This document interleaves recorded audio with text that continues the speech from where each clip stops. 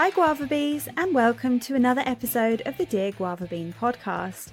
Remember, submit your questions in the sandbox or on the website and we could be answering yours in the next episode. I'm Francesca and with me is Claire. Hello. And today's question is from Ella, who asks, Dear Guava Bean, the thing I struggle with is knowing how to get a steady stream of clients so I'm earning enough money, but I'm not working insane amounts of hours each week. It's that feast and famine cycle I want to learn how to break. How do you deal with this? I love this question. This whole feast and famine cycle thing is such a good topic for freelancers. Like, it's such a common issue that I think everyone goes through at the beginning, just learning how to find that balance between too many clients or not enough clients, or too much money and not enough money. Yeah, I'm excited for this one. Tell me what your experience has been with this. I know you must have gone through a little bit of this whole cycle at the beginning. Oh yeah. Like, I feel like this one is like the ultimate freelancer issue, because I think when a lot of people turn freelance, they've been in traditional jobs where they get like a monthly pay packet and they have a job description, and they rarely deviate from that. But when you're a freelancer, you're out on your own, you're finding your own clients, and working out how to balance it is a struggle. I will say, however, that although I think this is definitely an issue which affects beginner freelancers more, I actually didn't have this issue to begin with for a couple of years. And that is solely because when I started out freelancing, I mean, apart from like the really tiny little projects I did, which was like ghost writing for like $2 an article or something, just to get my foot in the door and like get used to being a freelancer, which, only lasted a couple months really. My first like proper client was a big company, and I was working full time for them. So I was more of like a remote employee than a traditional freelancer where you're finding all separate clients to make up a pay packet. So I didn't really have this issue until I left that big client, because I actually wanted that experience of having several different clients so I could vary my workload. And that is when I did kind of come across that issue of it being feast and famine. I originally started out finding that big first client on Odesk, which is now Upwork. So I'd had no prior experience of networking or marketing myself or anything like this. So I got hit pretty bad with like this famine cycle, which seemed to last forever. But luckily I did have, those small projects that I did way back in the beginning, and then this big one, which gave me a lot of experience working with, remote teams and stuff. So I felt like that did eventually help me find new clients. What about you, Claire? Have you struggled with this? Yeah, I struggled with it a lot in the beginning and all the way up until, I don't know, I would say even my like third or fourth year. I'm in my fifth. Well, no, I'm actually in my sixth year now. Just started my sixth year. So yeah, I struggled with this up until quite recently. Not really the feast or famine cycle. The feast and famine cycle at the beginning, like the first year, was definitely tough. But lately it's been more of like the working a lot of hours, because once you have a job that pays well and you're allowed to kind of work as much as you want, like you can get paid as much as you're willing to work in my type of job. So if I take on more clients, I get paid more. And so that was always a struggle for me, of like taking on a lot of clients, because I saw the opportunity and I wanted the challenge and I wanted to make a big income, and then struggling with the hours, trying to balance all of that.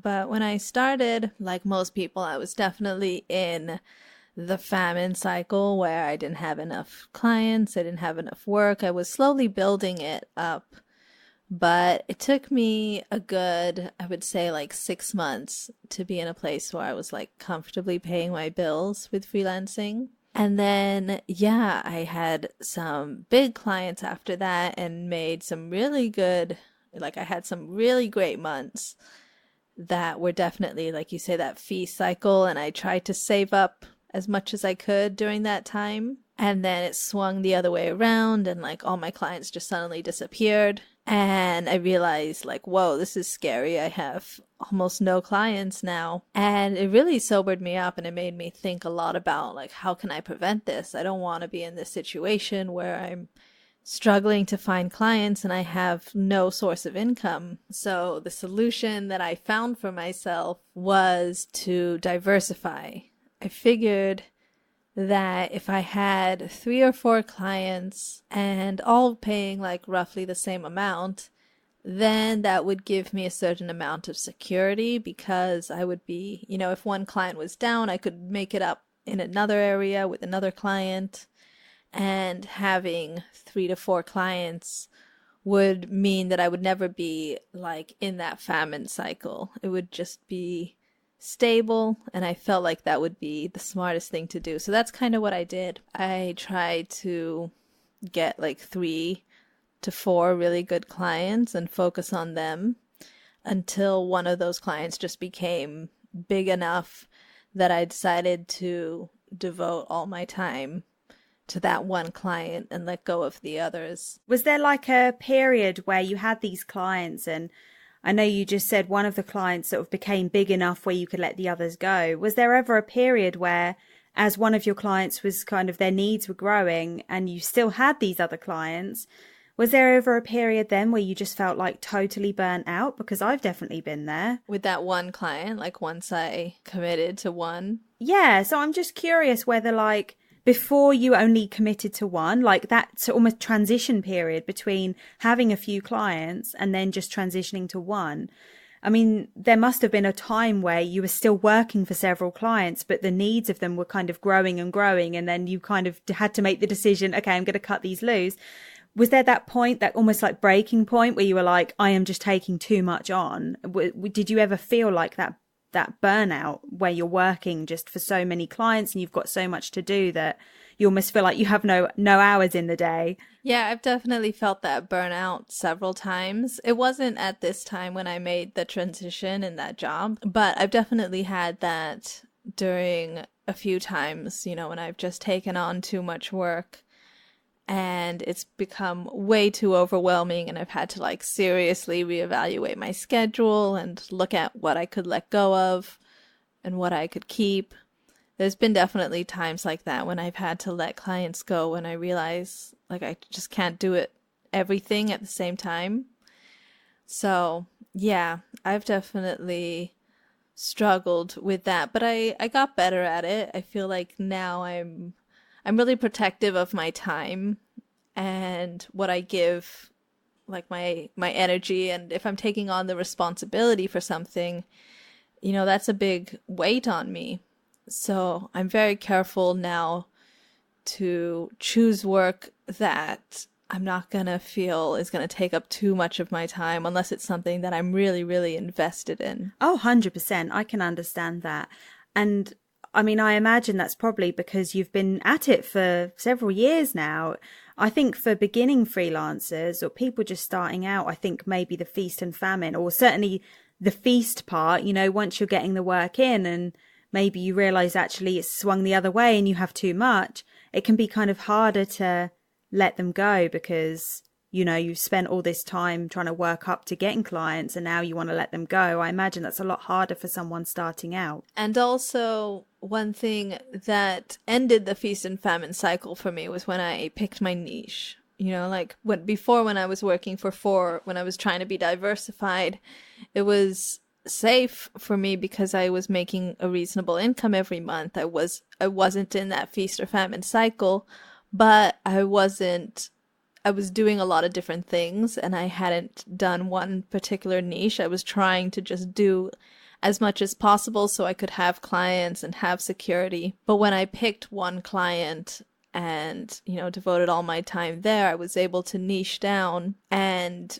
get really, really good at one specific thing. And I think that really made a huge change for me in being able to, feel confident charging my rates, because I felt more like an expert because I do just one thing. And so that, I think, is a key point to highlight, because that ended the feast and famine cycle for me. It wasn't diversifying like I thought it was, even though I got security from it. I still wasn't really happy. It wasn't like true security, because I would still have to keep working for those clients and, keep finding clients to replace them. I think true security comes from when you have a really good skill and you're so specialized that you can charge a lot for your skills, and that that you have something that you can sell because you understand the market, you understand the people, you understand the problem. So I would encourage people who are in this feast and famine cycle. I think it's important to diversify, but I also think it's very important to pick a niche and to get as good as possible in one specific thing. And that will for me, that was the path out of the feast and famine cycle and into true job security. It's a really good point. I think that you are right. I agree. I think diversifying is part of finding your niche. So I almost feel like you have to do it to figure out what you do and don't like. It's all, I know we've talked about this in the past, where you can do all the research and stuff that you want, but without actually doing the work, you may not realize the niche that suits you, or a niche you thought was great actually doesn't suit you. But when we get on to then finding new clients, it's all about quality clients and quality work versus the sheer quantity, like you mentioned. And it sounds like it really worked out for you really well. I also think that when you niche down, when you find a certain type of work or a certain type of client that you enjoy and that you're good at, you spend a lot less time actually having to market yourself, because you're getting referrals. People know that they know to refer clients or their friends or whoever who needs the work to you, because they know exactly the kind of work you do.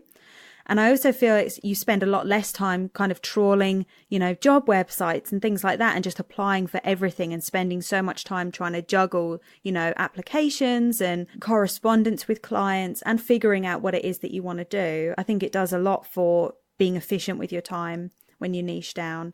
And that's kind of something I wanted to get onto as well. For me, when I started out, I guess I diversify a little because I just wanted to get my foot in the door. I just wanted the experience. I don't even remember really what made me be a freelancer. It was just out of circumstance, I think. So I was just trying to find clients that could give me a testimonial, basically. And it's work that I wouldn't do now. It's, those sort of articles, ghostwriting jobs that you get next to no money for. But at the time, I thought it was worth it.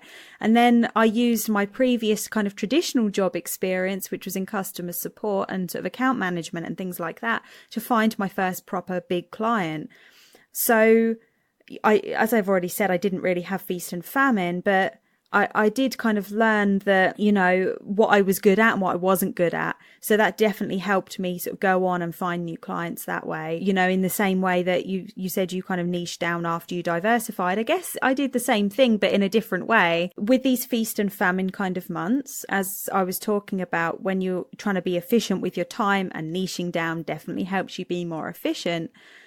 I think also when you're inundated with clients, or you have way too many hours, booked up in your schedule, learning how to be efficient with your time, and not just with the kind of clients you go after, but certainly everything else that maybe doesn't get billed. So all of the internal admin that you have as a freelancer, inquiries you might get, emails that come in, your to-do list, learning and using tools and apps to free up time, or even just not tools and apps, but figuring out a way that works for you, that you can really be productive in the hours that you're working, actually frees up so much time. Like, less admin just means more time to get client work done. And I think that way you're happier, because you probably have more time than you realized you had, especially, sometimes I don't think it's a case of maybe getting too many clients coming through the door and not being able to say no. But, I know you mentioned that your client needs changed over time. So the clients you're working with stayed the same, but their needs for certain projects may have changed. Their businesses may have grown. And then you need to be putting more hours in each week. And so it's inevitable, really, that just sometimes you get these months that are way too heavy with hours and working time, and not enough free time sometimes. But use that to your advantage. I know we already touched on this, but if those months are going to happen and then you have a period of maybe a bit of a lull where the volume is lower. And again, that depends on the kind of work you do. Sometimes it does happen. It can be seasonal. Make sure you save a chunk of money aside that keeps you afloat during the quieter months. I have done this and I think it's really sensible advice because the point is you don't know what could possibly happen. Sometimes it may not be that the work just, the clients you work with just finishes, but maybe their business changes. Maybe you just stop working with a client and some things are just you can't control. So to make sure that you're not going to be suffering during those famine cycles, just make sure you have some money set aside that when you were earning, loads of money in these months that were really heavy, that you have something to fall back on. It's really smart to take advantage of those months when you have a lot of clients and to understand that, sometimes work is seasonal and you have months that are really busy and you have to take full advantage of those months. But then you also know that there will be months that are quieter and slower and you can use that time to rest and to focus on your hobbies and to travel. So it's all about trying to control it and manage it as best as you can. In the question, she mentions that one thing she struggles with is knowing how to get a steady stream of clients. If you want a steady stream of clients, you need to be doing something on a steady basis. You could be networking in person, you could be networking in Facebook groups, you can be browsing job websites and applying to several jobs every week. But getting a steady stream of clients requires putting in a steady amount of work, even if it's steadily doing something outstanding for your clients so that they'll refer you to other clients and to other friends. Whatever it is, you can't just get a steady stream of clients from doing nothing or from doing something once in a while. It has to be a consistent effort. And that's usually where people get stuck. Whenever they really need clients, when they're in that famine mode, then they go out and work really hard to get those clients. And then when they get those clients and they go into the feast mode and they have a lot of hours, then they stop putting in the work to get new clients. They stop putting in that steady effort to network and to cultivate their list. And then that's why they're having this feast and famine, because sometimes they put in that work and then sometimes they don't. But if you were steadily doing that work, or if you had some type of plan, even if it was just a weekly newsletter or some type of social media account or just a Facebook group that you like to network in and, provide value every once in a while, you have to be steadily growing your connections and your network if you want to be getting a steady stream of clients. Yeah, exactly. I mean, I love that you were talking about networking there, because I know that when you're working so much that you feel like you don't have time for anything else, it can be really hard to actually make it a priority to do these kind of things. But you have to remember that you can't just market yourself or just network with people when you want something.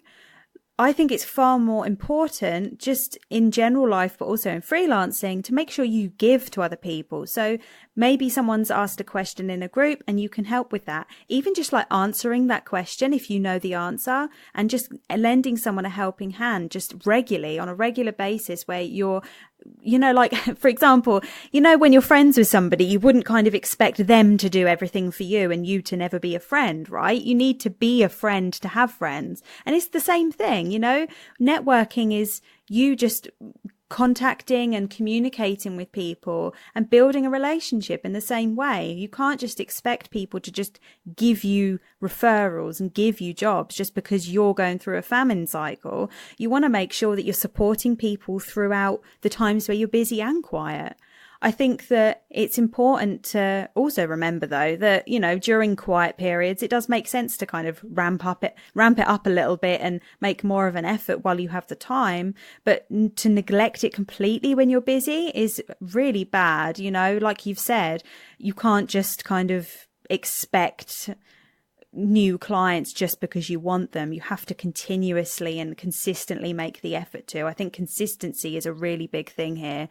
And it's a really big thing with anything. You know, during those quiet periods, that's great if you want to network. But if you're doing it through quiet and busy, then you're probably going to minimize those quiet periods where you're worrying about having clients because you're constantly making the effort.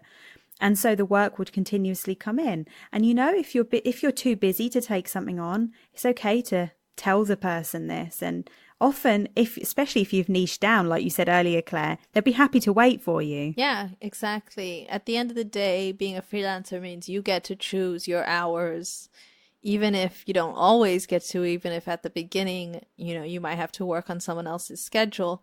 Eventually, you can always be working towards a place where you choose your hours every week. So if you're working too much, that's because you've taken on too many hours. That's within your control. You can always take a good look at your schedule and decide, like, I want to stop working so many hours. Maybe I can cut back here and there. And so I just want to mention that because nobody can make you work all of these hours. You know, they're in another country. You're choosing to do the work for them. So if you're overloading your schedule, that's a choice that you've made and you need to reconsider. I've had to reconsider many times. Like, I've taken on way too much work that I thought I could handle. And then later on, you know, I end up being overwhelmed. I'm resentful at the clients. Like, I don't understand how I'm in this position. But it's always because I made the decision to, you know, either take on too much work or to work with the wrong type of clients. So that's always something that is in your control to fix. Even if it's not an instant fix, you can slowly move towards a place where you have more free time, better clients, like you have time to consistently network, you have a schedule and a plan so that you're always working on growing your network, and that way you don't have to worry in the months where things are too quiet. Yeah, I think I love that, you know, you touched upon that you always have a choice. If you're working with clients and you're finding that you don't have enough hours in the day to do it, and let's say, for example, you haven't taken too many clients on, but let's say the clients you do have, you know, like we've already touched upon this, and it often happens where the needs change, the business grows and it gets busier, so you are needed more.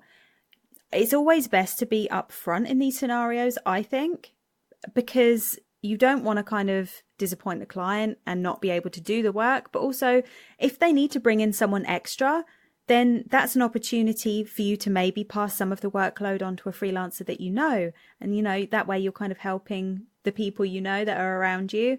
But also it makes your job a lot easier. And sometimes that can be easier, depending on your scenario, obviously, than letting a client go. You know, you might not feel comfortable doing that. Sometimes you might have to, like you said, you know, no one's making you do this work. It's always up to you. But it depends on the scenario, doesn't it? But it's always a good thing to think about whether you might need to bring someone extra in to manage that too. I feel like we've talked a lot about the feast cycle and having a lot of clients, which I think, you know, I guess can happen for maybe beginning freelancers. I think it's maybe more of an issue when you're you've had a few clients, you're not new to it, but you haven't yet figured out how to manage your time correctly.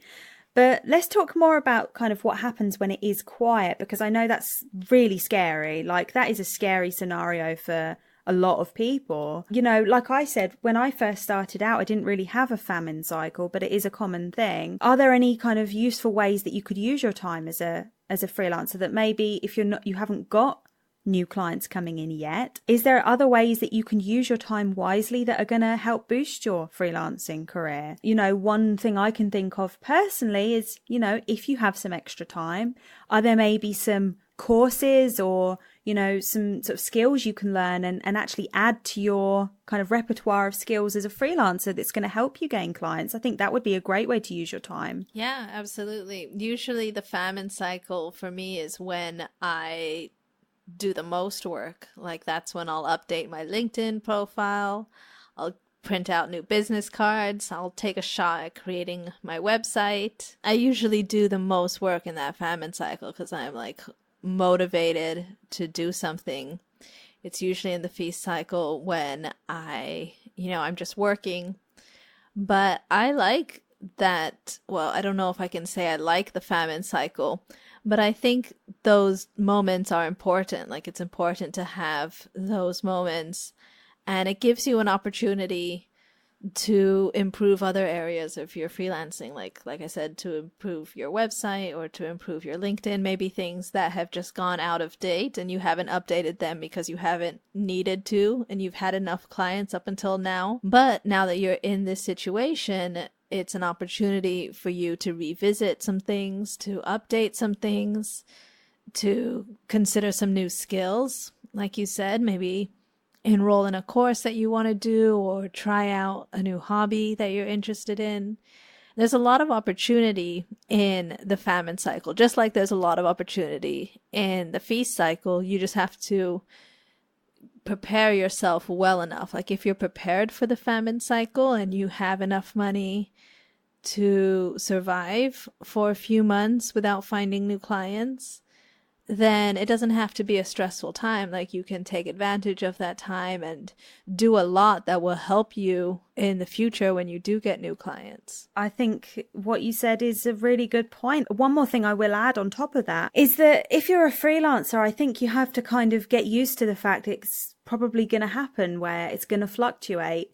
If we didn't expect that to happen, we would have stayed in like traditional 9-to-5 jobs, wouldn't we? Where everything is stable and, everything is predictable. And freelancing most of the time isn't like that. Unless, of course, you take a job like I did when I first started freelancing and you are more of a remote employee. And that's fine. If you want to do that, that's cool. But if you're looking for kind of new clients that are going to be project based, or you're only going to need to work with for like a few months at a time, I think it's about getting comfortable with the fact that it is just the lifestyle of a freelancer and that it's okay. There are things you can do to minimize that, swell of work and then a lull of work and not knowing what to do in either situation. You can definitely do things that we've mentioned here that can minimize those from being so dramatic, but there are some things you just can't control. Some clients may just move on. They may not need a freelancer anymore, or their business has changed, or there's lots of different things that can affect the work that you currently have.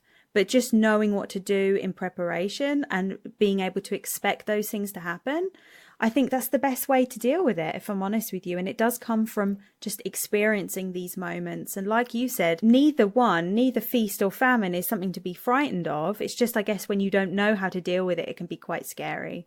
But hopefully, I think we've touched on some really good points here that will help anyone who's going through this. And I think most freelancers do. Yeah, I like that you mentioned being prepared as the ultimate solution, because I think you're right. Like anything can be dealt with proper planning. If you plan for those famine cycles, you could actually end up enjoying them just as much as when you're making tons of money and you're working a lot. So yeah, I think, like you said, we really gave a lot of points here to consider. And like you said, there's just an element of unpredictability in this freelance work. I don't think there's any way to get around it. There's always going to be some risk, but with risk comes reward. And, we definitely reap the rewards of getting to work from home and, having a flexible schedule and all of that.